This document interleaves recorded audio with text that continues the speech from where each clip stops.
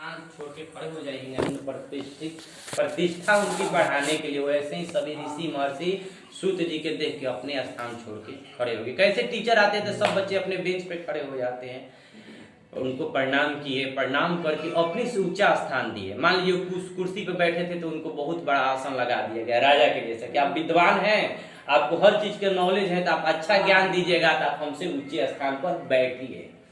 तो बैठ गए। बैठने के बाद सूत जी स्वयं पूछे कि इतना अच्छा मीटिंग है, इतने विद्वान है, ऋषि महर्षि साइंटिस्ट पहले हुआ करते थे, इतने उन लोग शादी विवाह नहीं करते थे, केवल यही खोज में लगे रहते थे, तो आप लोग किस लिए यहाँ पर बैठे, क्या जब तब किस लिए चल रहा है? तो ऋषि महर्षि उनको प्रणाम करके पैर धो के आसन उसन दे के पूछे, प्रभु हम कलयुग के बारे में सोच रहे हैं, कलयुग में लोगों का कल्याण कैसे होगा? जो ज्ञानी होकर जो दूसरे को ज्ञान नहीं देता उस पर ज्ञान रूपी परमेश्वर प्रसन्न नहीं होते हैं। इसका एग्जाम्पल समझिए, जैसे आप मैट्रिक पास हो गई, अगर आप मैट्रिक के बच्चा को पढ़ाने लगिएगा तो आपका ज्ञान बढ़ने लगेगा, अगर छोड़ दीजिएगा तो मैट्रिक का जो सब्जेक्ट है हिंदी अंग्रेजी संस्कृत जो भी भूल जाइएगा। वैसे ही ऋषि महर्षि हैं प्रभु, ज्ञानी होकर जो ज्ञान देता है उसको ज्ञान पड़ता है। आप जैसा कर्म कीजिएगा तो वैसा ही आपका फल होगा। इस सब आप जीवन का साथी है, माता पिता भाई, तो कर्म का साथी एक ही होता है। आप जैसा कर्म कीजिएगा, आप दान कर रहे हैं 10 रुपया, तो भगवान के डायरी में लिखा जा रहा है कि 10 रुपया दान कीजिएगा, तो भगवान के जाइएगा वहां पर, तो वही आपका रखा है। देखिए धन 3 प्रकार का है। एक धन ऐसा है, सबसे बड़ा धन ज्ञान है, सबसे बड़ा ज्ञान अगर आपके पास है तो उससे सब प्रकार का धन आप अर्जित कर सकते हैं ज्ञान से। एक ज्ञान है जिससे आप पढ़ सकते हैं, पढ़ लिख सकते हैं ज्ञान से। एक ऐसा है कि आप पढ़ लिखिएगा, अच्छा आदमी बनिएगा, तो पैसा रुपया कमा के ऐसा माने धन घर बनाइएगा, बैंक बैलेंस, गाड़ी, नौकर चाकर सब रखिएगा। बाकी वो जो धन है यही रह जाएगा, वो आपके साथ नहीं जाएगा। कब छूट जाएगा कोई दिक्कत नहीं, 4 भाई हैं तो बट जाएगा वो धन में, 4 भाई में आप अपने में सरिया जाइएगा, सोचिएगा कि मेरा इतना है, 4 भाई है तो बटेगा। इसके बाद एक ऐसा धन है कि ज्ञान, तब तक इस शरीर में आत्मा है तब तक ज्ञान आपके साथ रहेगा, ये कोई नहीं बांट सकता है ज्ञान। एक वैसा धन है जो दान पुण्य करते हैं, ये भी एक धन है। ये आप ऊपर जाइएगा भगवान के शरण में, जब वहां पर कथा निकलेगा आपका बही किताब कॉपी पे लिखा हुआ, तो वहां पर भगवान बताएंगे आप ये धार्मिक था या कैसा व्यक्ति था, इसको किस कैटेगरी के बहुत से जीव हैं, चींटी माछी मच्छर सब में आत्मा है, आत्मा है, आत्मा ही परमात्मा का रूप है। आत्मा परमात्मा के बीच का कड़ी जो है महात्मा है, कि किसी तरह से आत्मा को परमात्मा के पास पहुंचाने का चेष्टा करते हैं। इस प्रकार से ऋषि महर्षि उनसे पूछने लगे।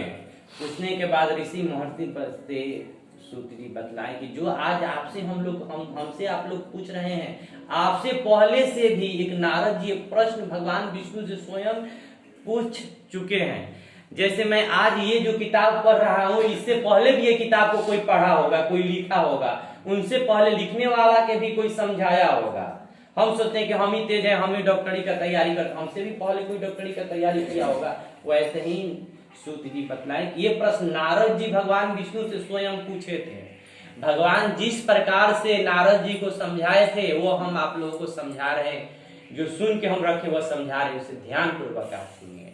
ये पाप का पहला अध्याय इतने पे समाप्त हो गया। 7 अध्याय का कथा होता है। अगले अध्याय में नारद जी किस प्रकार से भगवान विष्णु से प्रश्न किए हैं, भगवान विष्णु किस प्रकार से उनको समझाएंगे, यही लिखा हुआ है।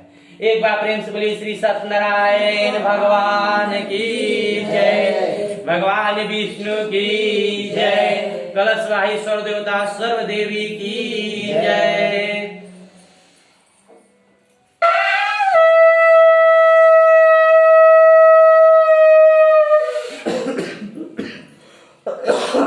पर छोड़ दो बाबू। मंगलम भगवान विष्णु मंगलम, इसको रखते रहिएगा जब तक कथा आएगा।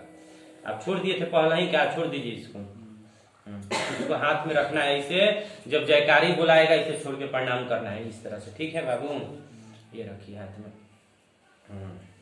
अब चलिए दूसरा अध्याय। नारद जी सब लोकों में घूमते हो, ये मृत्यु लोक में, ये मृत्यु लोक है। कोई भी व्यक्ति जन्म लिया है तो उसका मृत्यु निश्चित है, मृत्यु होना ही है। मृत्यु लोक में यहाँ पर देखें कि प्राणी पाप कर्म से दुख पा रहे हैं। आप मान लीजिए किसी गरीब को या बच्चे को मारिएगा तो आपको भी कोई मारने वाला हो जाएगा, आप किसी का चोरी कीजिएगा तो आपका भी कोई चुराएगा।